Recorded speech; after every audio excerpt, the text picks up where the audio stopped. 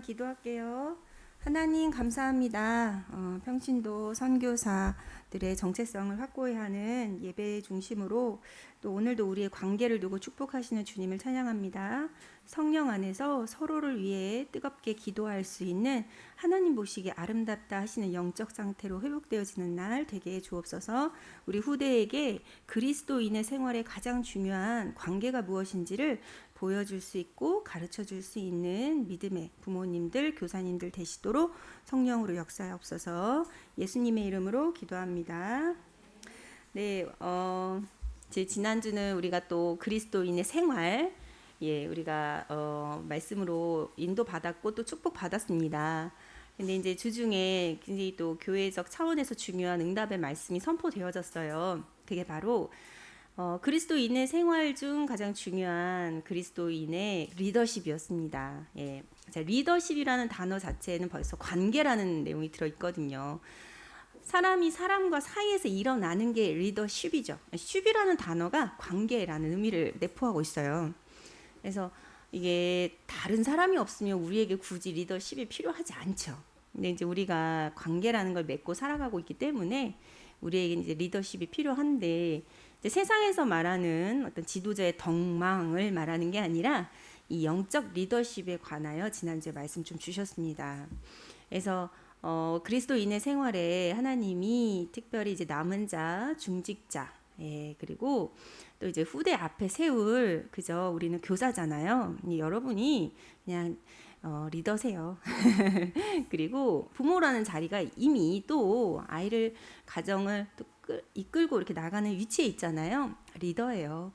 근데 이제 리더십이 필요하다 하시고 그 리더십에 관한 말씀을 한 3강으로 나누어 주셨는데, 뭐 세부적으로 따져보면 이제 할 말들이 많지만, 첫 번째 강의에서는 리더가 느낄 무게감에 대해서 눈물이란 단어로 우리에게 말씀 주신 거예요. 얼마만큼 오직 예수여야 하나, 그 부분인 거죠. 정말 나는 아니고, 오늘도 말씀에서 나왔잖아요. 내 것으로는 안 되고 나를 부인하고 자기 십자가를 지고 나를 쫓으라 하신 것처럼, 정말 우리가 이 깊이와 넓이, 높이 측량할 수 없는 예수 그리스도의 그 한량없는 은혜 속에서 내가 그 그리스도를 얼마만큼 바라봐야 되는가, 그 무게감에 관한 이제 눈물을 흘려라 하시면서 주셨던 말씀이고요. 이제 두 번째는 이제 그리스도의 사랑이죠. 사랑. 그리스도의 사랑. 이 부분을 우리가 사실상 주고 싶은데 현장에서 받는 건 약간 비난과 비판, 그죠? 그리고 이제 뭔가 색안경을 끼고 우리를 보는 시선들로 인해서 오는 장벽이에요. 우리를 그런 장벽을 두고 봐요. 그럴 때 그 모든 것을 선으로 악을 이겨라 하시며 그것이 이제 내 안에 다가오고 부딪힐 때마다 하나님 앞에 서서 자기 반성의 기회로 삼고 성령의 더 큰 충만함을 얻는 기회로 삼아라. 그걸 이제 깊은 밤의 시간을 가져라. 이렇게 또 말씀 주셨네요. 이제 마지막으로 주신 말씀이 이제 구체적인 사랑이었죠. 사랑하는 리더십. 이제 우리는 계속 태영아부, 유아부의 특성상 사랑에 대한 이야기를 이제 계층별 메인 때도 많이 하는데요. 지난주에 말씀의 가장 중요한 주제였다라고도 이렇게 나누었고요.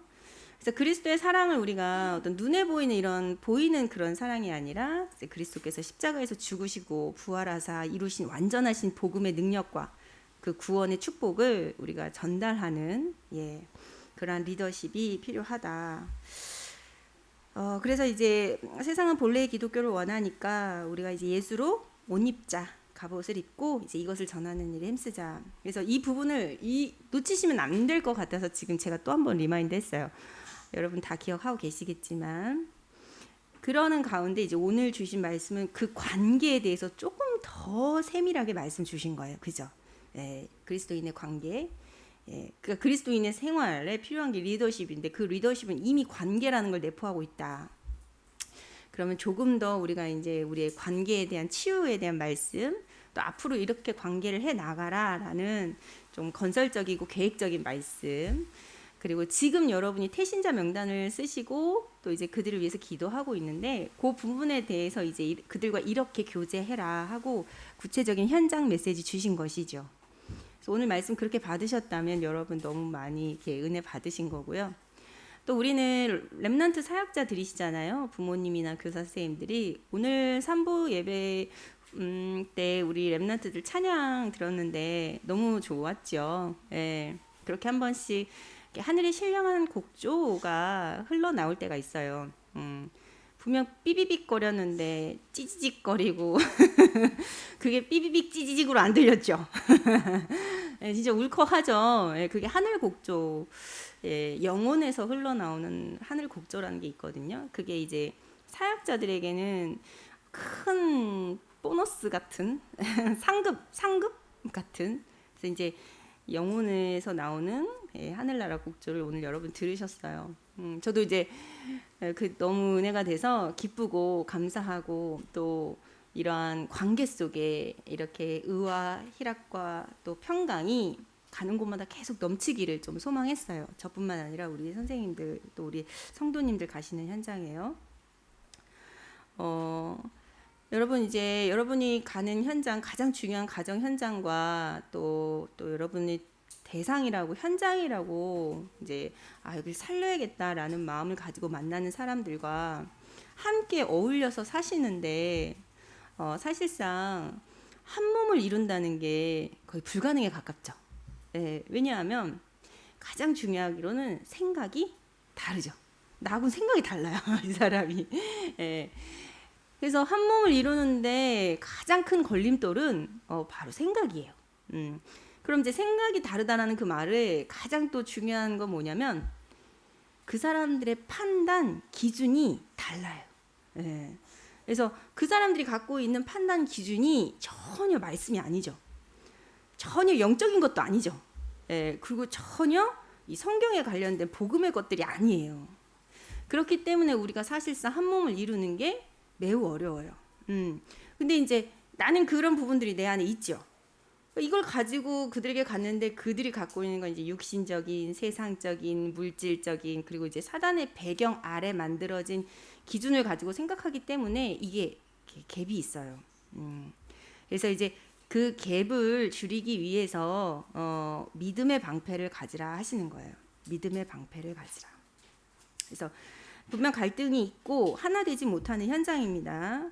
그래도 우리는 그 속에서요, 말씀으로 내가 먼저 기준으로 삼아 분명 나하고는 다를 것이다 라는 차이를 인정하고, 더 나아가 그들이 갖고 있는 그 기준을 말씀의 기준으로 바꿔줄 수 있는 그것을 하나님께서 우리에게 축복으로 관계를 두고 주시는 거예요.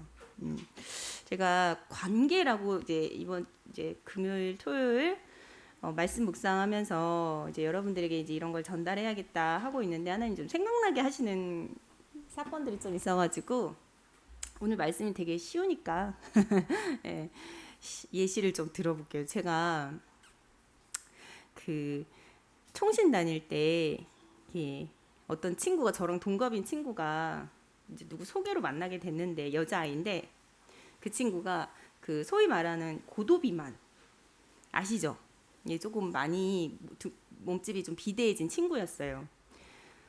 근데 이제 같이 지내보니까 많이 먹는 스타일도 아닌데, 이게 막 미국인들 있잖아요. 미국인들 걷기 좀 불편할 정도의 그런 고도 비만 친구였어요.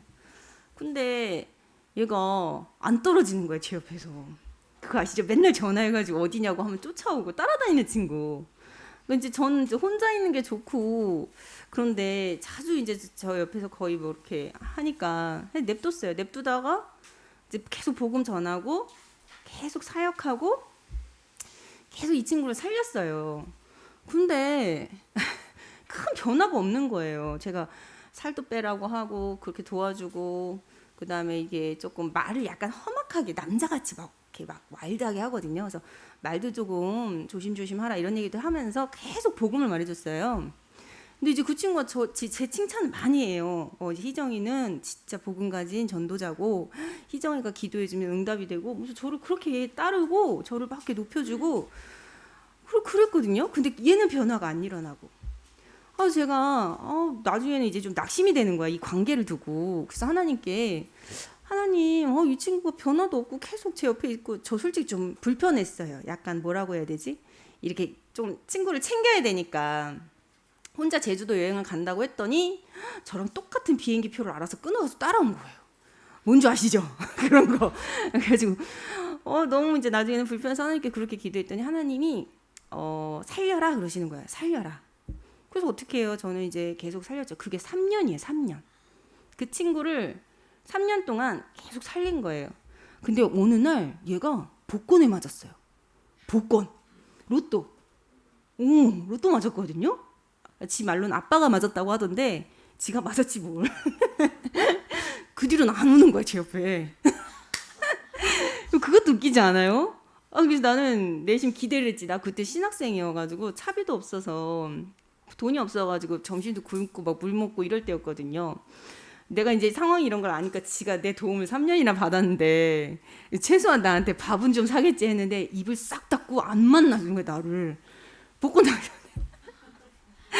그래서 에이 그래 하나님이 붙였다가 하나님 뭐 떼가셨는데 잘됐다 그냥 그랬어요.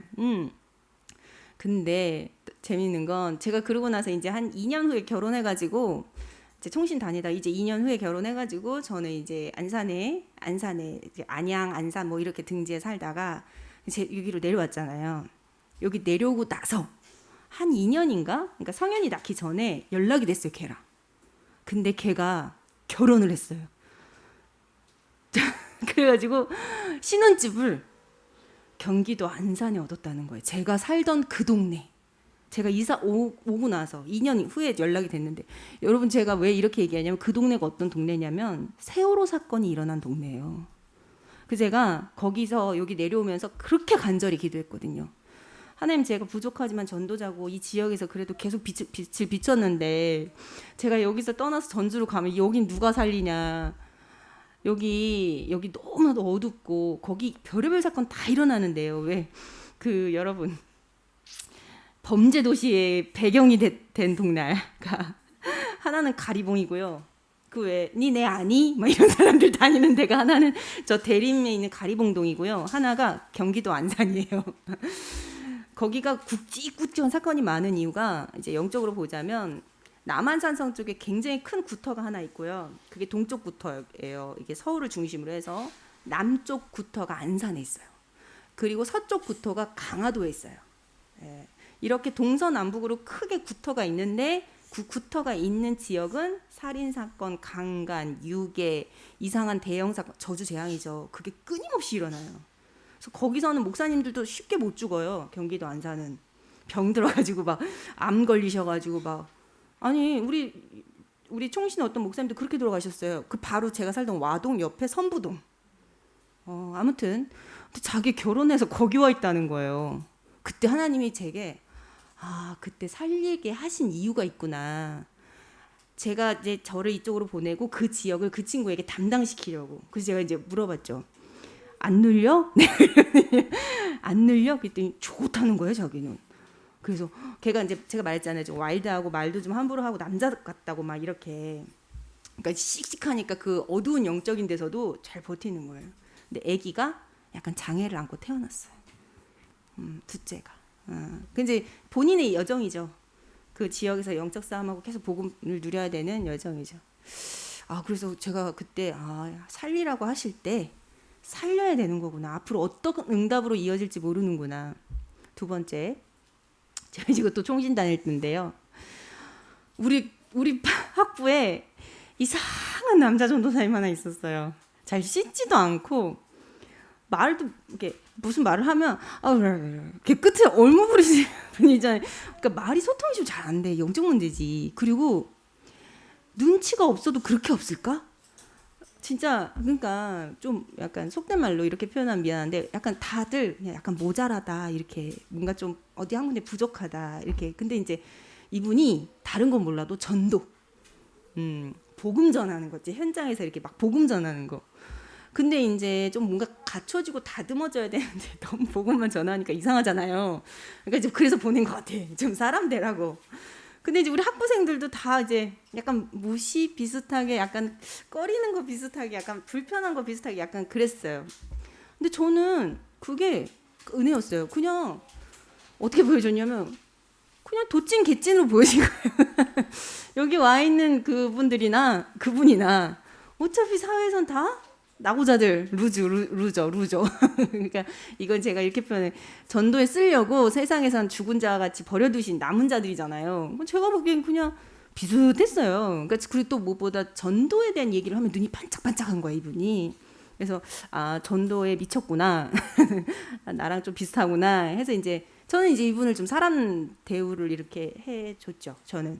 근데 이분이 한번 저 2005년도인가 2006년 제가 2006년에 결혼했으니까 2005년이나 2006년일 거예요. 저한테 심각하게 오더니 복음을 전하러 가야겠는데 좀 같이 가줄 수 있냐 이렇게 묻더라고요. 자기가 좀 떨린다는 거예요. 아 이건 정말 떨린다면서 막 이렇게. 그래서 아니 전도사님 항상 복음 전하시는 분이 왜 떨리세요? 그랬더니 아 이거는 조금 큰 건이라는 거예요. 그래서 내가 누군데요? 이렇게 물어보게 되잖아요. 그래서 가실 거야 마실 거야 이러더라고요. 그래서 당연히 가야죠. 제가 그러고 근데 누군데요? 그랬더니 아 당일날 말해주겠다 이러는 거예요. 당일날 말해주겠다. 일주일 전에 얘기를 하면서 이렇게 일주일 전이 아니라 며칠 전에 얘기하면서 그래서 제가 속으로 생각했죠. 간첩 아니면 탈북민 아니면 범죄자구나. 이렇게 제 마음에 셋 중 하나다. 이렇게 생각하고 그래요. 그리고 이제 날짜를 잡았어요. 며칠 뒤에. 꼭 그날 그 시간 아니면 안 된다고. 꼭 비워놓으라고. 근데 다행히 그날이 저희 학교에 있는 날이었어요. 그래서 제가 수업을 쨘다고 했죠. 그래서 수업을 째고 그 전도사님 차를 타고 막 갔어요. 한 1시간을 가더라고요. 저희 학교에서. 그러니까 충청도권으로 더 내려온 거예요. 근데 이상한 데를 왔어요. 군대 같은데 군인은 없고 헌병들만 있는 거예요. 헌병들 아시죠? 이렇게 하얀 거 이렇게 대차고 되게 무서운 헌병들 무서워요. 군기가 되게 일반 군인들하고 다르고, 하여튼 분위기가 막사도 있고 초소도 있고 군대 같은데 군인들은 없고 헌병들만 왔다 갔다 하는 거예요.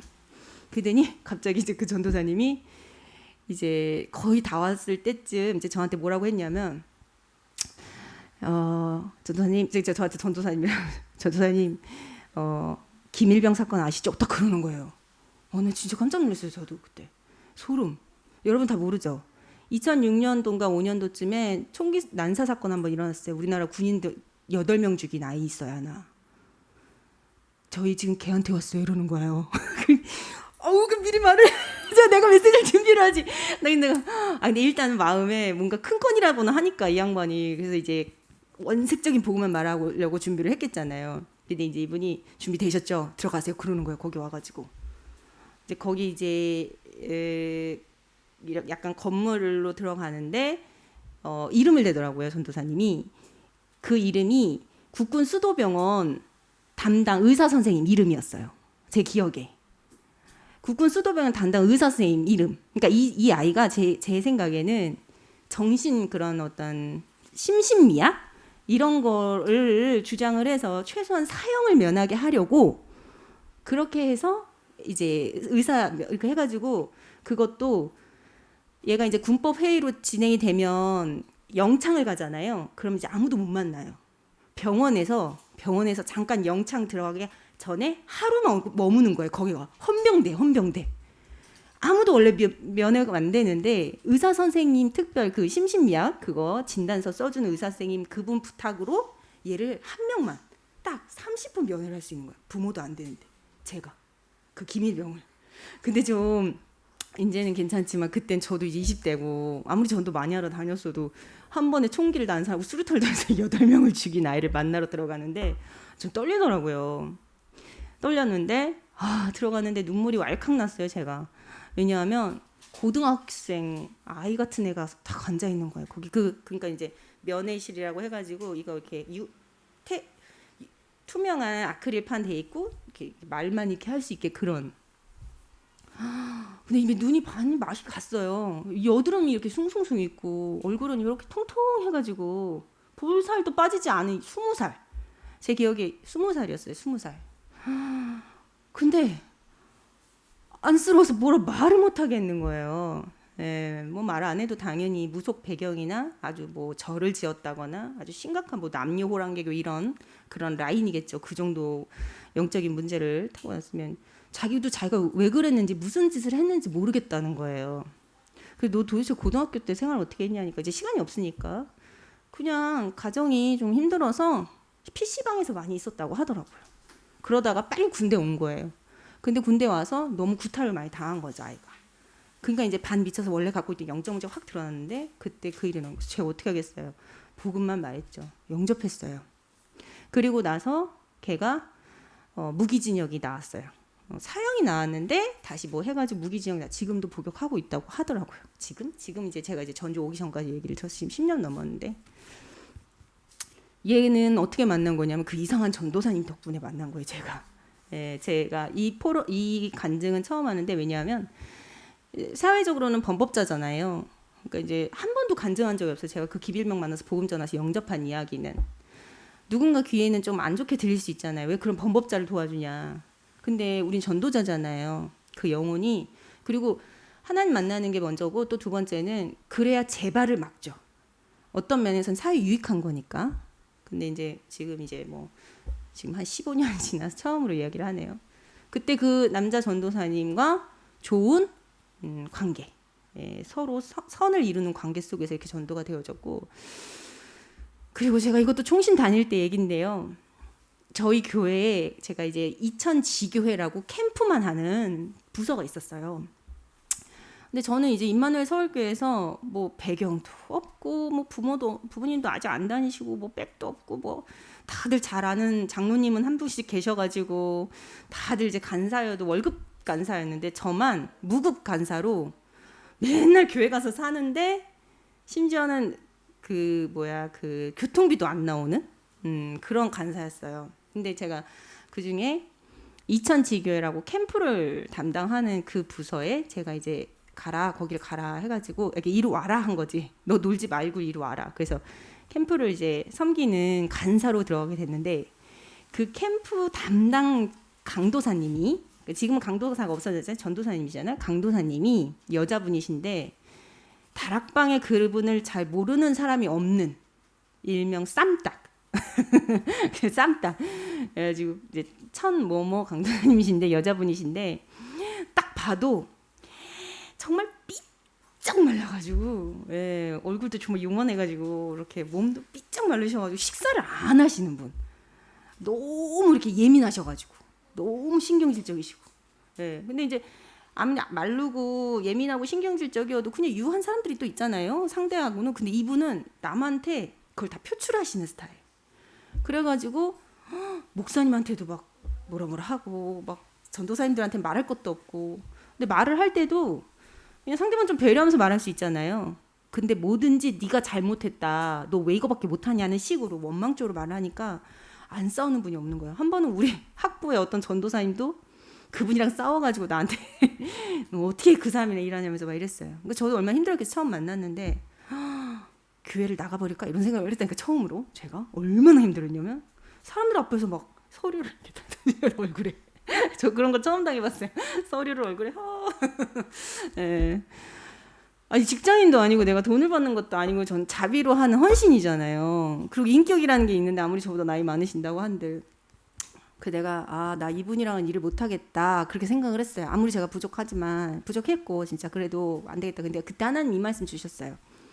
악을 악으로 갚지 말고 악을 선으로 갚으라고. 그리고 그때 주신 말씀 베드로전서 3장 8절에서 12절 말씀이었거든요. 지금 이 말씀이 저는 인간관계의 기준이에요. 그러면 생명을 기업으로 잇게 될 것이다. 이 말씀을 너무 강력하게 주시는 거예요. 그래가지고 그래 그럼 한번 내 부족한 인간관계를 한번 뛰어넘어 보자.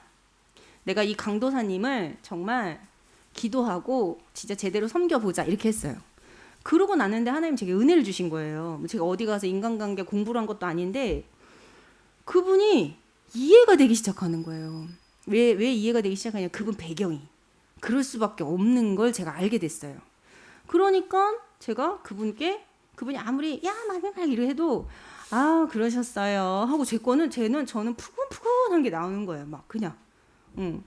근데 신기한 거는 그러면서 제가 그분한테 배운 게 뭐냐면 배운 것도 아니야. 그냥 저한테 생긴 게 기획력이 생겼어요. 저한테 기획력. 저는 그 전엔 그런 게 없었어. 이제 저랑 일해본 친구들은 알걸? 전 그 자리에서 막 뭐가 나오는데 그게 그분이랑 있으면서 생긴 거야. 그분이 그게 있어요. 그 능력이 좀 탁월해. 능력이 탁월한 이유는 그분 아버님이 우리나라 되게 유명한 행정 전문가셨대요. 그러니까 그분은 타고난 거예요, 그게. 그래서 자기는 모든 걸 조직적으로 이렇게 기획적으로 계획적으로 모든 걸 보는 거야. 근데 세상은 그렇지 않잖아. 사람도 그렇지 않고. 그러니까 스트레스를 받는 거지. 근데 제가 그분을 수용하고 포용하고 그분을 위해 도리어 선을 구하고 그리고 그분이 이해하고 초월하면서 제게는 하나님이 그 능력을 주신 거예요. 행정력, 계획력, 기획력. 제가 지금 이런 얘기 왜 할까요? 예. 여러분 믿음의 방패를 관계 속에 가지시게 되기를 예수님의 이름으로 축복합니다. 관계 속에 믿음의 방패를 갖는다는 것은 다름이 아니에요. 그 관계를 두고 말씀을 여러분의 기준 삼으시면 돼요. 그리고 할 수만 있으면 그분도 여러분과 관계를 맺으신 그분의 기준도 말씀이 되도록 기도하시고 때에 따라 그거를 말씀의 기준으로 바꿔주시면 돼요. 가장 먼저는 여러분들이 이렇게 판단 기준이 내가 되잖아요. 그럼 어쩔 수 없어요. 나는 나를 위해서 인간관계 하게 되고 내 마음이 원하는 대로 인간관계 하려 하고 자기의 어떤 안전이나 안위, 그죠? 그걸 위해서 인간관계 할 수밖에 없거든요. 그러면 나오는 게 뭐냐? 내 입장이라는 게 나와요. 입장. 그러니까 사람들이 왜 넌 내 입장에서 생각을 안 하니? 이렇게 말하는 거예요. 누구나 다 자기 입장에서 생각을 하고 판단하기 때문에. 근데 우리는 그렇지 않아요. 믿음의 방패를 가진 자들은 그렇지 않아요. 살리는 자, 하나님의 사역자. 그죠? 우리는 우리의 입장대로 관계하지 않아요. 즉, 우리의 입장 가지고 사람 보고 판단하지 않아요. 무엇을 가지고 사람을 보고 판단을 하고 또 그를 살리냐? 오직 말씀 가지고 그렇게 하는 거예요. 그래서 관계를 두고 말씀을 구해야 돼요. 그 말씀이 기준이 되고 우리의 수준이 되면 그 어떠한 사람도 우리는 살릴 수 있어요. 또 그것이 표준이 되면 그들이 아는 거예요. 나를 보고 하나님을, 나를 보고 예수 그리스도를. 표준이 된 말씀이 표준이 된 날 보고 하나님 나라의 일을 보는 거예요. 예. 여러분 기독교는요 되게 관념적이에요. 여러분 기억하셔야 돼요. 왜 관념적이라 하냐면 형상을 새기지 말라 했거든요. 하나님이. 하늘에 있는 것이나 땅에 있는 것이나 아무것도 너를 위해서 형상을 만들지 말라. 그게 우상이다 하셨어요. 그래서 기독교는 형상이 없어요. 그거에 비해 천주교나 불교는 온통 형상이에요. 그림, 조각, 얼마나 또 이뻐요. 또 얼마나 화려한 거, 또 얼마나 우리에게 감동을 줘요. 그죠? 다 작품으로 이루어져 있어요. 걔네들은. 그 종교들은. 그렇기 때문에 거기서 뭘 하지 않아도 그것만 봐도. 그러니까 여러분 이런 말 하는 거예요. 그 성당 가면 들어가면 거룩해진다. 이렇게 느낌이. 불교 그 사찰 가면 마음이 편해진다. 그 왜 그래요? 그들이 갖고 있는 시스템 속에 형상이 곳곳에. 근데 기독교는요. 십자가도 안 세우자. 십자가도 빼자 이렇게 하죠. 옷 하나 있는 게 십자가인데 그것도 사실 로마라는 나라의 그거잖아요. 형틀. 사형 제도의 형틀이잖아요. 이제 우리는 예수님을 상징한다는 어떤 의미적 차원에서 쓰는데 그래서 기독교는 형상이 없어요. 내세울 게 없다는 뜻이지. 눈에 딱 보이는 게 없다는 뜻이야. 그렇기 때문에 우리가 딱 강조하는 건 뭐냐면 말씀이거든요. 말씀인데 그 말씀은 성경이죠. 근데 우리가 성경책을 이렇게 강조하는 게 아니잖아. 그 성경 속 내용을 오늘 말씀처럼 강단을 가지고 말씀 주시잖아요. 그렇기 때문에 어떻게 불신자들 눈에는 피부엔 와닿냐? 관념적이고 추상적이고 어려워요. 그리고 어떻게 느끼냐? 말뿐이다 이렇게 느껴요. 근데 말뿐인 게 아니에요. 왜냐?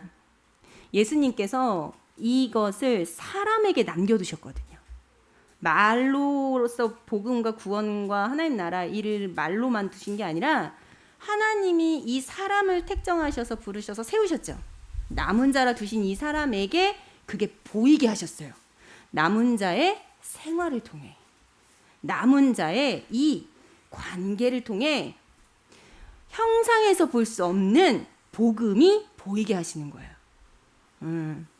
그래서 진짜 예수를 잘 믿는 사람을 보고 불신자들은 그리스도인이라 하죠. 그리스도인. 그 말은 그리스도 사람, 그리스도가 담긴 사람, 이 사람을 보는데 그 속에 그리스도가 보인다는 거죠. 그게 맞아요. 예. 그래서 우리의 관계, 우리의 삶이, 우리의 생활이 오직 예수 하나님의 나라 성령 충만함이 담겨 있고 불신자들 눈에는 그게 보입니다. 예, 여러분의 생활을 통해, 여러분 관계를 통해.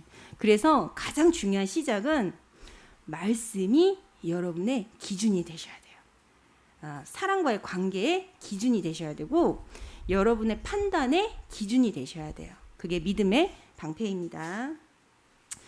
자, 그러면은 사람들이 하나님께 직고하리라, 이렇게 표현하셨어요. 하나님이 내가 살았다 하고 드러나시며 모든 무릎을 하나님께 꿇게 하시고 모든 혀가 하나님을 자백하게 되리라 하셨어요. 그러면서 사람이 자기 일을 하나님께 아뢰될 것이다, 직고할 것이다, 아뢰게 될 것이다. 즉 하나님이 진짜 이렇게 나타나셔서 내가 하나님한테 하는 게 아니라 말씀의 기준, 수준, 표준이 된 자, 믿음의 방패를 가진 자의 생활과 관계를 통해 하나님이 드러나신다는 거죠. 그걸 두고 이제 무릎을 꿇게 하시고 그들의 혀가 하나님께 자기의 죄를 자백하게 되고 그다음에 각 사람이 자기의 일을 하나님께 아뢰게 될 것이다. 아뢰게 될 것이다. 예, 드러난다는 거죠. 복음이. 여러분 한 주간 믿음의 방패를 든든히 드시는 한 주간 되시길 바라요. 자, 그리고 믿음을 행하여 하나님의 나라를 이루라 하셨습니다. 이제 오늘 그 로마서 14장 말씀 쭉 주셨는데요. 그 말씀의 핵심은 먹든지 안 먹든지 입든지 안 입든지 그리스도께서 다 완성하셨으니까 속되다 하지 말고 거기에 매이거나 개의치 말고 제발 그거 가지고 우리 성도들 판단하지 말고 다 주를 위해 하라 하셨어요. 그게 복음이다 하시는 거예요. 그래서 여러분 안에 혹시나 지금 여러분 눈에 들어오는 것들로 인해서 하나님이 정말 살아계시나, 나와 함께 하시나, 정말 예수 그리스도가 맞나, 이런 불신앙이 들고 있다면 여러분 그 불신앙을 꺾는 믿음부터 회복하시기를 바라요. 그렇게 되면은 하나님께서요 여러분에게 정말 믿음으로 행하게 하사 그 성령 안에서 하나님의 나라를 이루어감이 무엇인지를 발견하게 하실 것입니다. 특별히 먼저 하나님과의 관계가 화목하게 되고 또 그 화목 안에 나와 내 관계된 곳에 의와 평강과 희락이 있는 관계가 되게 하실 것입니다. 이것은 어떤 관계냐? 구원의 증인이 되는 관계요. 언약의 복음을 가르쳐 사역자가 되게 하는 관계요. 예. 그리고 서로 사랑하며 한 몸을 이루어 직분과 말씀을 나누는 관계가 되게 하시는 것입니다. 네. 그래서 내 형제를 너의 음식으로 망하게 하지 말라 하셨어요. 예. 뭘 먹냐, 뭘 입냐 이런 건 한 개도 안 중요하다는 거죠. 중요한 건 그 형제를 위해 그리스도께서 대신 죽으신 거예요. 그래서 그 사람의 허물을 위해 예수님이 십자가 지셨기 때문에 그 사람의 허물은 예수가 그리스도 되심의 증거예요. 그래서 우리도 그 허물을 덮어줄 수 있고 그 허물도 받아줄 수 있는 거예요. 그 사람 그 허물이 없으면 예수 그리스도가 안 필요하죠. 그 사람 허물 때문에 그리스도가 그리스도 되신 거예요. 우리도 마찬가지고요. 그래서 우리는요 아무거나 먹어도 되고 아무거나 입어도 되고 아무거나 하셔도 돼요. 단지 주를 위해서. 그리고 우리는 성도를 볼 때 판단하거나 비난할 필요가 없어요. 네, 아무거나 그분들을 두고 우리는 받아줄 수 있어요. 왜요? 그분을 위해 십자가 지신 예수가 지금 그 사람과도 함께 하시고 나와도 함께 하시며 이 관계, 의와 평강과 희락으로 역사하시고 계시기 때문에. 네. 그래서 혹시나 이런 관계가 안 되는 분들이 있다면 한 주간 성령 안에서 간구하세요. 기도하게 해달라고. 그리고 이러한 관계가 되게 해달라고.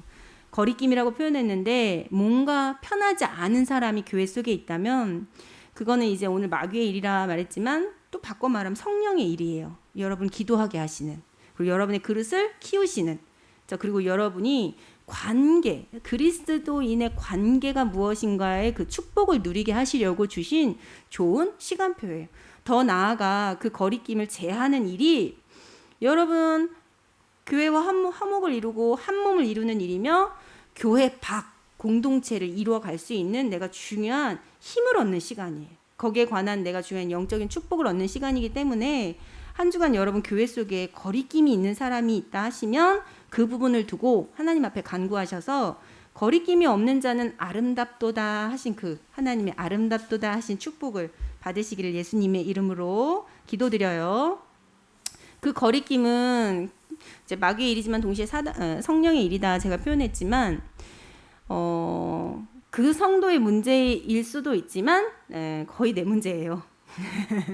그리고 제가 이렇게 말하면 거의 맞을 거예요. 둘 다 같은 문제 속에 있어요. 그러니까 거리끼는 거예요. 한 명이라도 그 문제에 걸려있지 않으면 이게 뭐 박수도 이렇게 딱 손뼉이 마주쳐야 박수 소리가 나듯이 한 사람이라도 그 문제가 없으면 이게 엇갈리죠. 근데 이게 딱 마주쳐서 뭐 둘 다 불편하고 뭔가 분쟁이 있고 다툼이 있다 하는 그 자체가 같은 문제에 지금 봉착된 거예요. 그래서 여러분들 그런 모습들을 보시면서 주변에 그 사람의 모습은 아직이지만 아직 되어지지 않았잖아요. 앞으로 되어질 것을 우리가 믿음으로 갖고 이미 주신 언약 그 부분을 보셔야 돼요. 하나님이 하실 일 이미 주신 것. 그럴 때 그 사이에 나를 두셔서 하나님이 하시고자 하시는 기도를 내가 할 수 있는 거죠. 그런 사람이 곁에 있다 했을 때는 나를 두신 건 뭐 하라고? 그 허물을 덮고 언약을 상기하며 기도하라고. 그래서 그리스도를 섬기는 삶이 되라 하셨습니다. 이건 서로에게 행하라 하셨어요. 한 주간 여러분 이걸 한번 찾아보실게요. 미션입니다. 하나님을 기쁘게 하며 동시에 사람에게도 칭찬받는 일이 무엇이 있을까요? 우리 엄마들, 교사 선생님들 한번 찾아보세요. 목사님이 예를 한 5가지 주신 것 같아요. 생명 살리는 생명운동, 또 예배 회복과 예배 권면, 같이 손잡고 오는 예배 오는 거, 그리고 교회 성막 중심의 삶 회복, 즉 하나님 자녀의 유업을 잇는 일, 그리고 빛의 경제를 회복하는 하늘에 쌓는 인생. 뭐 이렇게 예를 주셨는데 꼭 이 부분이 아니더라도 여러분 하나님을 기쁘게 하시며 사람에게도 칭찬받는 지금 내게 필요한 게 무엇일까? 이 미션 좀 드려볼게요. 자, 그리고 화평의 일과 덕을 세우는 일을 하라 하셨어요. 자, 이거는 선을 베풀라는 것과 또 관계 속의 화목을 또 계속 평안을 유지하라 하시는 뜻입니다. 하나님께서 우리를 어두운 데서 불러내어 그의 기이한 빛의 덕을, 그 아름다운 덕을 선포하려고 부르셨어요. 그래서 내가 자꾸 관계에 매이고 어떤 문제를 자꾸 보다 보면 내가 이 사명을 놓쳐요. 그죠? 근데 우리를 화목의 아들들로 부르셨고 또 화목을 나누는 자들로, 화목해 하는 자들로 부르셨거든요. 그래서 우리는 어쨌거나 사단이 이렇게 자꾸 넘어지게 하는 그 부분에서 속지 말고 거기에 얻어 걸리지 말고 그 관계에 또 빠지지 말고 그 시험에 들지 말고 그 관계를 두고 기도에 힘쓰는, 한 주간 기도에 힘쓰는, 그래서 하나님이 원하시는 화평과 덕을 세우는 일을 누리시길 바래요. 그리고 이제 이 부분이 좀 중요할 것 같습니다. 원래 이게 잘 되는 사람들도 있어요. 그죠? 여긴 다 잘 되는 것 같아. 그러니까 우리 다 잘 들어야 돼. 여기 다 원래 잘 되는 분들이야. 내가 봤을 때. 그냥 기본적으로 인간관계 잘 되는 분들이라고. 여러분들 딱히 뭐가 나지 않고 두루두루 그냥 좋은 마음으로 좋게 잘 지내는 분들, 즉 믿음으로 하지 않는 분들. 저도 그런 것 같아요. 가면 생각해 보니까 내 것 가지고 잘 살아왔으니까 뭔 말인지 알죠? 여태까지 인간관계에서 내가 내 것 가지고 잘해왔어. 문제의식을 못 느끼는 거지. 근데 그걸 오늘 말씀에 뭐라 하냐면 그건 믿음으로 하지 않으면 죄다 하셨어요. 그러면 요즘 너무 약간 좀 극단적인 표현이잖아요. 바울 선생님의. 근데 이게 전도 관점에서 맞는 말이에요. 왜요? 내 것 가지고 계속 잘해왔잖아. 전도와 상관없이. 전도하려고 잘한 게 아니잖아. 내 입장이 있으니까 잘했지. 그죠? 근데 전도하려고 보면 내 것 가지고는 안 되죠.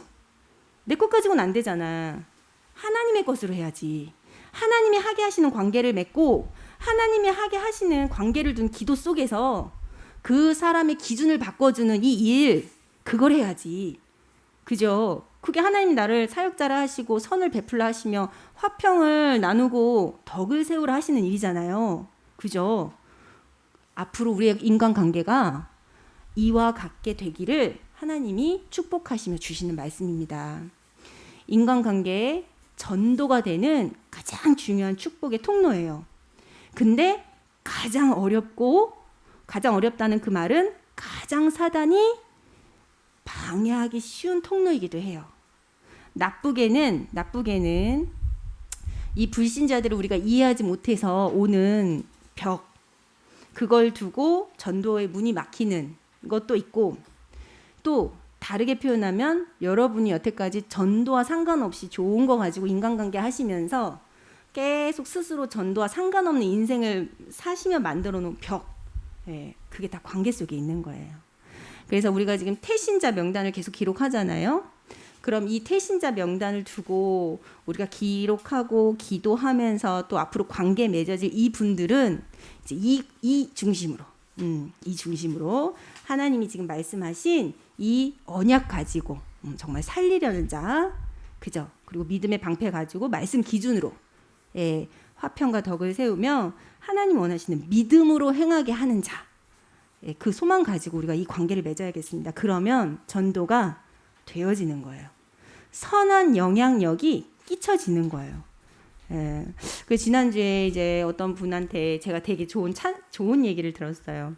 그분이 좀 기독교에 대해서 오해하고 반감을 많이 갖고 계셨는데, 저 처음 만났을 때 왜 복음 이렇게 전하고 다니신지 모르겠어요, 이렇게 말씀하셨거든요. 근데 이제 그게 잘못 들으면 좀 기분 나쁠 수 있는 말이잖아요. 근데 제 귀에는, 말씀의 기준으로 봤을 때 제 귀에는 어떻게 들렸냐면, 저는 기독교에 대해서 궁금한 게 엄청 많아요, 이렇게 들렸어요. 제가 진짜 기독교에 대해서 오해하고 있는 게 좀 많은 것 같아요, 이렇게. 그래서 제가 그러면 올 때마다 궁금한 걸 나한테 물어보라, 내가 최대한 잘 설명을 해줄 테니. 그 지금 이제 한 몇 개월이 지났거든요. 이제 지난주에 갔을 때는 저 덕분에, 저의 대화 덕분에 기독교에 대한 어떤 몰랐던 부분들을 많이 알게 됐다고 제 번호를 따셨어요. 제가 번호가 따였어요. 그래서 제가 그랬죠. 그러면 이제 성도님도 이와 같이 누군가에게 기독교가 오해되고 있고, 또 관계를 통해서 자꾸 기독교가 이렇다 하고 하는 편견들 있는데, 그걸 깨시는, 그걸 좀 바꿔주시는, 그래서 말씀의 기준 삼아 말씀을 전하실 수 있는 분이 되라, 이렇게 권면드렸거든요. 자, 지금 이 말씀 관계를 두고 우리가 이러한 부분들 축복받았다 했는데, 여러분, 이게 내가 여태까지 맺어왔던 관계를 많이 바꾸는 내용이잖아요. 그렇기 때문에 3부 말씀에 자기를 부인하고 자기 십자가를 지고 나를 따를 것이다 하신 거예요. 이렇게 한 번씩 내가 재창조될 때, 하나님 나를 변화시킬 때 내 힘으로 할 수 없는 걸 아시고 하나님은 하게 하시는 은혜 속에 두시는데, 내가 하나님이 하게 하시는 은혜 속에 들어갈 때 필요한 나의 자세는 나를 부인하는 거죠. 내 생각, 내 감각, 내 느낌, 내 경험치를 좀 내려놓고 말씀만 오롯이 믿음으로 받는 거예요. 그리고 하나님이 하게 하시는 이 일을 두고 내가 내 십자가를 지는 거죠. 해보는 거죠. 그렇게 진짜 준행하고 순종하고 그렇게 따르는 거죠. 그것이 예수를 따르는 것이다, 이렇게 말씀하셨어요. 그래서 여러분 한 주간 하나님께서 모든 것을 이루어 가심이 분명하지요? 여러분의 조금 복음과는 거리가 멀었던 인간관계, 전도가 되지 않았던 인간관계, 이제 하나님께서 은혜 주셔서 복음 안에서 이 말씀이, 이 복음이 하나님 나라 일이 증거되는 인간관계로 여러분을 축복하실 것이기에 항상 하나님께서 함께 하심을 믿고, 그래서 우리와 함께 하시는 임마누엘의 비밀을 관계 속에서도 확인하실 수 있게 되기를 예수님의 이름으로 축복합니다.